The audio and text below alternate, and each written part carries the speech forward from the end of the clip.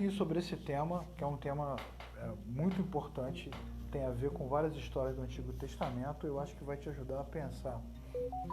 Jacó é um dos patriarcas mais importantes da história do povo de Israel na Bíblia, né? Você tem lá a linhagem que vem desde Adão, Sete, passa por Noé, passa por Sem, vai chegar em Abraão, Isaac, que é o filho da promessa, e Jacó. Então Deus está realizando o seu plano, e é importante a gente sempre lembrar disso, que a Bíblia é cristocêntrica, né? Então tudo que tem na Bíblia tem a ver com o que Deus está fazendo, não com o que a gente acha. É muito difícil às vezes ver pessoas aplicando a Bíblia nesse tempo como se ela tivesse sido escrita nessas circunstâncias ou como se o que ela ensina tivesse a ver comigo pessoalmente. Na verdade, eu e você fomos alcançados pela graça de Deus nesse tempo de um plano que começou há muito tempo atrás. E a história dos patriarcas, né, a história de Abraão, Isaac e Jacó, reflete um pouco do que Deus está realizando. Então, Deus tem um plano, é um plano redentor, um plano que se revela em Gênesis capítulo 3, versículo 15, basicamente, quando Deus diz: de ti se levantará um que pisará na cabeça da serpente. É um plano que começa em Gênesis, termina em Apocalipse, quando Jesus mesmo declara, logo na abertura do livro: eu sou o primeiro, eu sou o último, eu sou o princípio, eu sou o fim. E pronto, Jesus se apresenta como o grande Senhor, como o grande vencedor nos textos de Apocalipse. E essa glória de Cristo, essa vitória de Cristo começa lá no Antigo Testamento. E toda essa trajetória é construída através da linhagem desses patriarcas.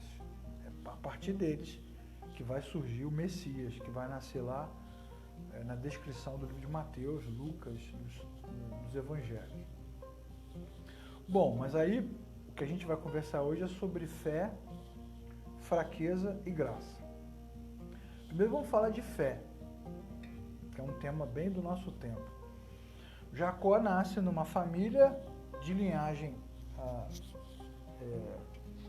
como é que eu vou dizer, de uma linhagem escolhida por Deus, separada por Deus, de uma linhagem especial, vamos dizer assim, num bom sentido. Então, tanto Abraão como Isaac, como todas as pessoas envolvidas nesse processo de Deus está construindo uma nação, um povo, para que o seu plano se cumpra. Todas essas pessoas vêm o tempo todo falando de Deus, do Criador, do Senhor, do Deus Pai, do Deus que tem o poder sobre todas as coisas. Eu fico pensando aqui na minha cabeça limitada que eu tenho, nas minhas conjecturas, eu fico pensando em quantas vezes Abraão, Isaac e seus amigos, familiares conversaram, falaram, conjecturaram, refletiram sobre o que Deus está fazendo, sobre os planos de Deus. Porque antes que Jacó existisse, muitas coisas incríveis aconteceram. Abraão teve muitas experiências com Deus, várias experiências importantes com Deus. Talvez uma das experiências mais incríveis de Abraão tenha sido exatamente o nascimento de Isaac, o seu filho, mas ele teve outras experiências com Deus, teve conversas incríveis com Deus, onde Deus compartilha com ele os seus planos, os seus projetos, o que vai fazer, o que ele pretende, como Abraão será abençoado, como essa bênção de Deus na vida de Abraão vai se estender, se multiplicar para outras pessoas. Eu fico imaginando quantas e quantas vezes Abraão não compartilhou essas coisas com os outros. A sua casa devia ser, né, constantemente repleta de pessoas e constantemente esse assunto deveria vir à tona. Depois vem o nascimento de Isaac, que é miraculoso em todos os sentidos, até porque a Bíblia insiste em afirmar o tempo todo que Abraão não tinha condição de ser pai, não tinha condição física mais. Como diz lá o texto, lá do Novo Testamento, né? Abraão creu contra a esperança, estando mortificado no seu corpo. Então Abraão teve Isaac, Isaac é o filho da promessa, Isaac é uma pessoa muito especial, é um homem de Deus, produzido por Deus, gerado por Deus, E provavelmente Isaac também deve ter falado muitas coisas sobre Deus, sobre seu pai, sobre sua mãe, sobre as maneiras e as formas como Deus agiu nesta família. Sempre lembrando que Isaac não é o alvo final, né? Isaac é apenas um meio pelo qual a linhagem do Redentor vai surgindo, mas Isaac faz parte da história. Então Jacó, irmão de Esaú, nasce numa casa onde as coisas de Deus, o nome de Deus, a vontade de Deus, a perspectiva de Deus constantemente vem à tona. Se não vem à tona por palavras, vem à tona por questões que aconteceram, por exemplos práticos. Então Jacó parece muito conosco. Muitos de nós nascemos em casas de cristãos. Quando não é o pai e a mãe, é só o pai, é só a mãe, irmãos, avós, tios.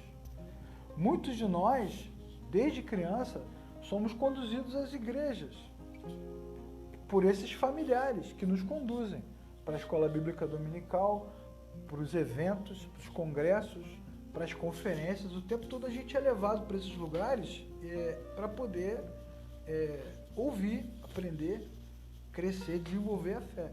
Então a fé não é uma coisa incomum para nós. A fé não é uma coisa incomum. Ela está na nossa vivência. Muitos cristãos que estão assistindo esse vídeo têm filhos e compartilham com seus filhos, com seus netos, a sua fé, desde criança. Oram na hora da comida, oram na hora do café, oram na hora do almoço, oram para sair de casa, para chegar em casa, para viajar. Leem a Bíblia com seus filhos nas camas, no sofá, na sala, sentado no chão, na varanda. Eu mesmo, quando eu era garoto, a minha avó me levava para a igreja. Meu pai não era cristão, não tinha uma convivência religiosa, nem a minha mãe. Então a minha avó, que morava na Serra, uma época ela morou em Friburgo, outra em Teresópolis, ela vinha de ônibus, me pegava e me levava para a igreja, para que eu pudesse aprender sobre a fé. Eu tenho uma gratidão grande pelo trabalho que a minha avó desenvolveu. A primeira Bíblia que eu tive foi minha avó que me deu. Bom, minha avó e minha tia, né? As duas moravam juntas. A minha tia cuidava da minha avó. Tá, mas o fato de eu ter frequentado a igreja desde criança, ter sido levado por ela, né? Ter conhecido as coisas, isso não faz de mim um cristão. Torna a fé conhecida. Uma coisa é você saber que Deus existe, conhecer os textos da Bíblia e até entender o que a Bíblia diz, é uma coisa. Outra coisa completamente diferente é ter um encontro com Deus. Você entende a diferença? Isso é importante. A gente tem durante muito tempo desprezado esta compreensão e fica na nossa cabeça o entendimento que pelo fato de nossos filhos, netos, amigos frequentarem as comunidades de fé, isso faz deles também homens e mulheres de fé. Não, eles podem até ter fé na vida, nas coisas, pode até ter fé na fé. Tem fé na fé do outro, crê na fé do outro. A minha mãe é uma mulher de fé, meu pai é um homem de fé, minha tia é uma mulher de fé, meu amigo, né, quando tá passando por um problema, liga, né? Mãe, ora por mim, pai, ora por mim. Hoje em dia nem liga mais, né? Manda o WhatsApp. Ora por mim que eu estou passando por um problema. Por que faz esse pedido? Porque acredita na fé do outro, mas não necessariamente tem uma fé própria. Então, olhando para os textos da Bíblia, nós vemos muito bem que Jacó é um homem que entende da fé, entende os processos da fé, entende o que aconteceu, mas ele não teve um encontro com Deus suficiente, claro, para que ele pudesse ter uma mudança interior, porque o cristianismo, a fé cristã, fala de mudança, metanoia, mudança de mente, mudança de pensamento, e essa mudança só é possível pelo novo nascimento, Tem uma passagem no Novo Testamento, João capítulo 3, a conversa com Jesus e Nicodemos, o doutor da lei. O cara é doutor da lei, e Jesus fala para ele assim, você é doutor da lei, e não sabia que precisa nascer de novo, Jesus diz para ele que ele conhece os textos com muita clareza, mas ele não entendeu ainda o principal, que nenhum conhecimento da fé é capaz de gerar no coração do homem fé. Conhecimento da fé é uma coisa, mas a fé no Deus invisível, no Deus Todo-Poderoso, a fé que conduz para uma reconciliação com o Criador, a fé que conduz para a salvação e muda o nosso interior, ela precisa nascer, ela só vai nascer depois de um encontro claro entre a criatura e o Criador. Se não houver esse encontro, não tem fé. A gente só é conhecedor da fé. Então, muitos de nós, às vezes, frequentamos as comunidades de fé, as igrejas, até andamos com a Bíblia debaixo do braço, né? Com a Bíblia dentro do carro, com a Bíblia no celular, mas é tudo ideia, tudo conhecimento, não tem a ver com algo que jorra. E Jesus vai falar isso tanto para Nicodemos como para a mulher samaritana. Ele vai dizer para ela que quem me conhece, quem crê em mim, do seu interior fluirão rios de água da vida. Tem algo que muda dentro do homem. Então, o que a gente observa? Que Jacó é um homem que entende da fé, mas ele é um homem comum, de vida comum, de caminhada comum, e a sua caminhada é muito confusa o tempo todo. Ele engana o irmão, ele engana o pai, ele tenta enganar o tio, aí o tio engana ele, aí depois ele engana o tio, ele tem problemas nas relações, problema nas relações com as esposas, com os filhos, problema nas relações comerciais, tem um monte de problema. Jacó tem um monte de problema, ele é um cara confuso. Mas isso não quer dizer que ele não entenda da fé mentalmente falando, porque ele entende, ele até propõe, ele ora, ele propõe aliança com Deus, ele ora, ele pede a Deus que o ajude, ele pede a Deus que o abençoe. Observe os textos e você verá nos textos de Gênesis, antes desse que nós lemos, que várias vezes Jacó ora, Jacó pede a Deus ajuda, ele sabe que Deus existe, ele entende as coisas sobre Deus, mas ele não teve um encontro com Deus. Ele teve até experiências sobrenaturais com Deus, o que também não faz dele um homem de Deus. Engraçado isso, né? Eu quero que você pense nessa reflexão, porque ela é muito importante para a nossa compreensão da natureza do Evangelho. O Evangelho é Cristo. O Evangelho é Cristo. Então, muitas vezes nós sabemos sobre a fé, entendemos sobre a fé, temos até experiências sobrenaturais. Mas isso não nos transforma em cristãos, porque o cristianismo, a fé cristã, a fé genuína que salva o homem para a vida eterna, ela só acontece se houver um encontro entre o homem e o Criador. Nesse sentido, Jacó nos representa perfeitamente. Nos representa com muita qualidade, com muita força, porque somos nós, homens falhos, problemáticos, confusos, carentes de Deus, carentes do amor de Deus, carentes da graça de Deus. Então Jacó é igualzinho a gente, e a gente é igualzinho a Jacó. Quantas e quantas pessoas vão às igrejas todos os domingos, não vão agora por causa da pandemia, mas assim que voltar vão continuar indo, orando, cantando, negociando com Deus. Quantos testemunhos, depoimentos você já ouviu de pessoas que disseram: eu entrei no meu quarto, fechei a minha porta e disse: Deus, se tu existe, faça isso, faça aquilo, me dê isso, me dê aquilo. Deus, se tu existe, faça algo por mim. Então muita gente fala com Deus e ora a Deus e pede a Deus ajuda nesse conhecimento da fé, sem necessariamente ter tido um encontro de fé. Muitos de nós somos assim. Cantamos os hinos, né?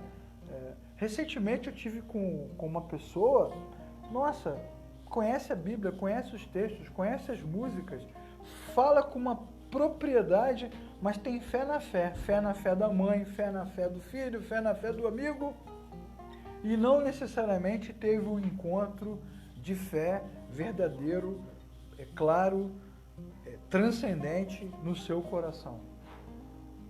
Nós somos como Jacó, e Jacó é como a gente é muito parecido nesse sentido, muito parecido. Isso também não significa, e é importante tocar nesse assunto, isso também não significa que Deus não abençoe essas pessoas como nós, porque Jacó é um cara abençoado. Mas a bênção de Deus sobre a nossa vida também não nos garante vida eterna, porque Deus abençoa todos. Deus é um Deus de graça e abençoa todos. O sol de Deus vem sobre todos, a chuva de Deus vem sobre todos, a providência de Deus vai para todos.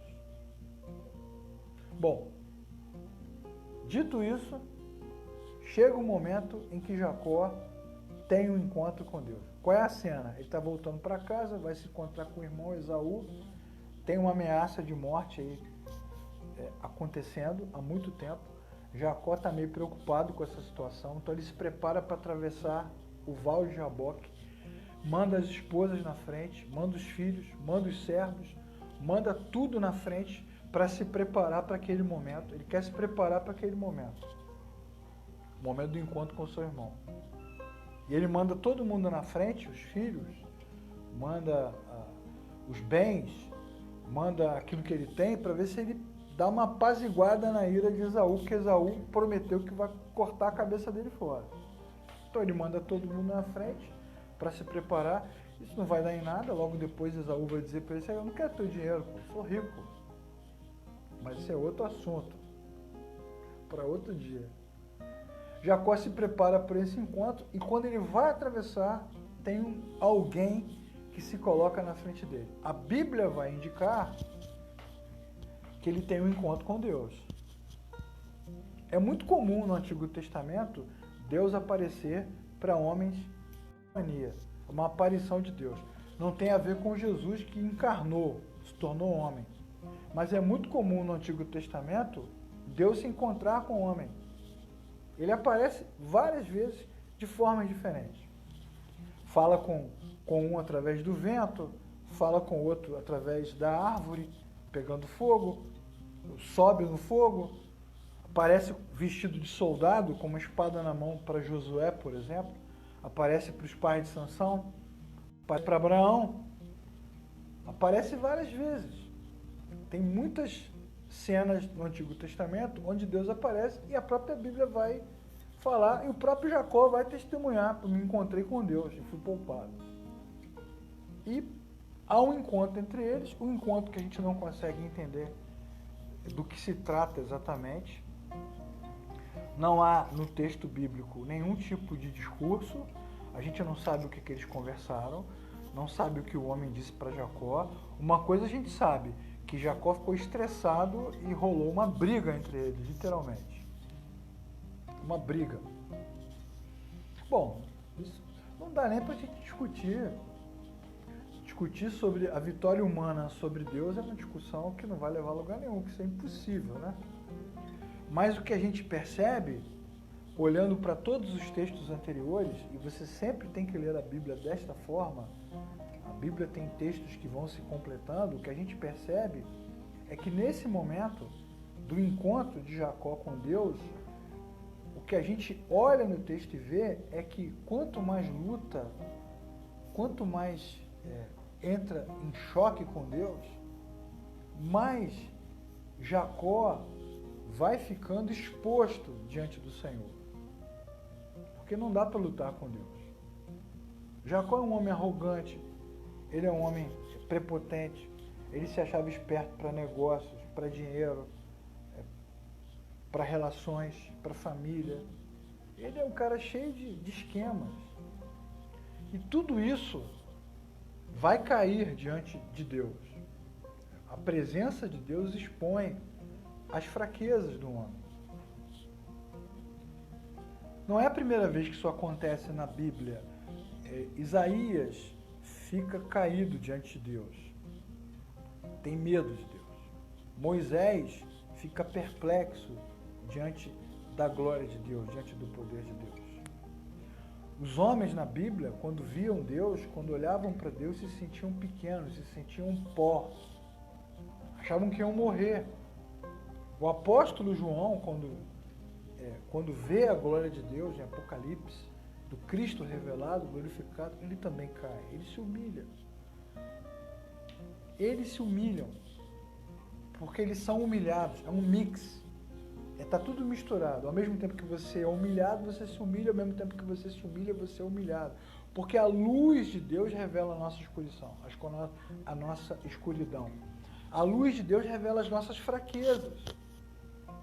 Então, amigos e amigas da Verdade e Graça que assistem esse vídeo no domingo, hoje, 14 de junho de 2020, ao contrário do que muita gente ensina, a glória de Deus, a revelação de Deus, o encontro com Deus, não faz a gente ficar vibrando como se fosse uma festa.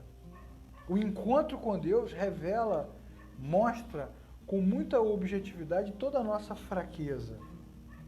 E esse sentimento de fraqueza, de fragilidade, de vulnerabilidade, de pobreza, de morte até, esse sentimento é o sentimento que brota no coração que teve uma fé verdadeira. É a fé de quem nasceu de novo. Quem nasceu de novo, quem realmente nasceu de novo, ao encontrar-se com o Criador, tem essa sensação de fragilidade, de fraqueza, de morte. Ele vai dizer, eu vi Deus e a minha vida foi poupada. Isaías fala, vou morrer porque os meus olhos viram o Criador.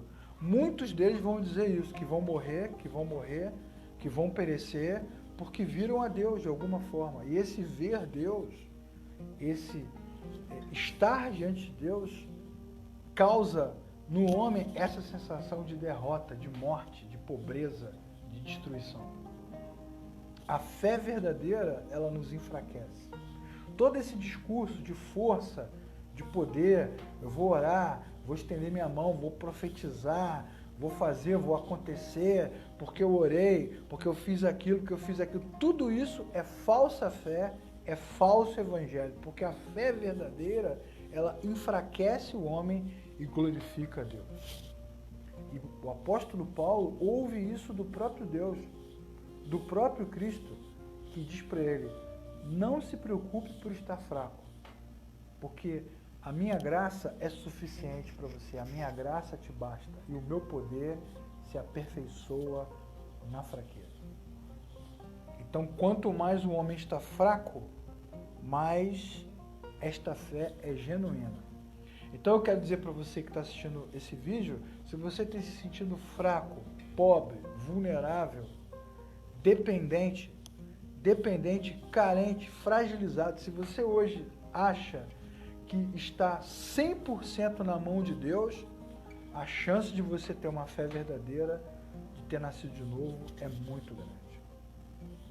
E o que acontece com Jacó, quando ele se encontra com Deus, para a gente terminar a nossa reflexão hoje? Ele se encontra com Deus e no momento máximo desse encontro, dessa luta, Deus desloca a coxa e ele fica manco. É muito simbólico esse texto. O que ele vai nos ensinar? Que ninguém sai da presença de Deus de cabeça erguida, meu amigo. Nenhum homem entrará na presença de Deus e sairá como se fosse um rei. Todo homem será humilhado diante de Deus. Diante dele, todo joelho se dobrará. Se não se dobrar por bem, se dobra por mal. O que eu quero dizer com isso? Porque crendo ou não crendo, nascendo de novo ou não, todo homem se curvará diante do Criador. E os que nasceram de novo, os que se tornaram servos de Deus, também se curvam, ficam mancos. Jacó se levanta, mancando. Mas ele se levanta também com um nome novo. Deus muda o nome dele, tira dele aquela marca que é o símbolo da queda, da ruptura, do homem caído, que é o nome Jacó, que significa usurpador, enganador, e dá a ele um nome novo, que significa príncipe. Ou seja, essa mudança de nome também é significativa. O encontro com Deus muda o nosso estado. A gente sai das trevas e é transportado das trevas para a sua maravilhosa luz. Não é isso que o texto diz de 1 Pedro? Vocês são povo de propriedade exclusiva de Deus, sacerdócio real, nação santa, geração eleita, enfim, para que vocês anunciem aquele que nos transportou das trevas para a sua maravilhosa luz. Saiu de Jacó e passou para Israel. Então todo mundo que nasce de novo e recebe de Deus uma mudança significativa no seu interior. Sai das trevas e vai para a luz. Deixa de ser Jacó e vira Israel. E isso é o que? Senão a graça de Deus. A fé verdadeira, ela nasce no coração do homem que se encontra com o Criador. Esse encontro, ao invés de nos fortalecer, revela a nossa fraqueza, a nossa vulnerabilidade, a nossa fragilidade. Ninguém sai de um encontro com Deus de cabeça erguida. Toda vez que a gente lê a Bíblia, a palavra de Deus nos quebranta. Quando a gente tem um culto verdadeiro, devocional, o nosso espírito fica moído. Espírito moído significa quebrantado, quebrantamento. A verdade de Deus, a luz de Deus, moe o nosso coração. Quando nossos parentes estão doentes, quando temos problemas financeiros, passamos por necessidades, ficamos diante de problemas insolúveis, como é que a gente se sente? Fragilizado, não sabe o que fazer. Constatamos de repente que somos pessoas, homens e mulheres, sem condição de resolver. Ficamos limitados. Aí choramos. Pode ser o maior profeta, o maior sacerdote, missionário, apóstolo, vice-deus, seja o que for. Quando fica doente, tem um problema, todo mundo coloca a cabeça no chão. Vai para o hospital, para o banheiro, para o quartinho, para o escuro, atrás da porta, embaixo da cama, e coloca a cabeça no chão, se humilha. As nossas orações mais sinceras, elas brotam dos momentos de adversidade. Isso é coincidência? Claro que não, irmãos, irmãs.